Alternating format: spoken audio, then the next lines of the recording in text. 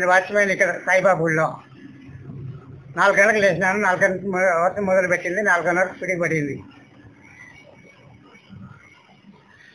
ఆ పిడికి పడిన తర్వాత అంత పొగ వచ్చి కమ్ముకునింది. అరగంట ఉండింది పొగ. గాలి లేదు, అప్పుడు గాలి ఉంటే వెళ్ళిపోయేది పొగ. సాయిబాబు గుడి నేను ట్రెజరర్గా పనిచేస్తున్నాను. ఇట్లా ఆలయ ధర్మకర్త, మెయింటెనెన్స్ అంతా నేనే చేస్తున్నాను. మా వాచ్మెన్ ఇట్లా రాత్రి పిడుగుపడింది అని చెప్పి నా తెల్లవారు 4 గంటలకు పిడుగుపడింది తప్ప 6 గంటలకు ఫోన్ చేశాడు. ఇక్కడికి వచ్చి చూసేసరికి అంతా మొత్తం క్రాక్ కొట్టింది.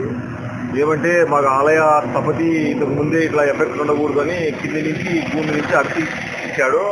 ఆ అర్తు వల్లనే సాయిబాబు గుడి కార్యక్రమాలు ఎలాంటి ఇబ్బంది లేకుండా ఆ దేవుడే మమ్మల్ని కాపాడినట్టు. లేదంటే మొత్తం సోల్బడి చుట్టుపక్కల వాళ్ళు కూడా చాలా ఇబ్బంది పడేవాళ్ళు. దానివల్ల మాకు ఎలాంటి నష్టం లేదు. ఏదో కొద్దిగా అప్పాటి గోడ క్రాక్ కావడము ఆ దేవుడు మమ్మల్ని కాపాడినట్టు.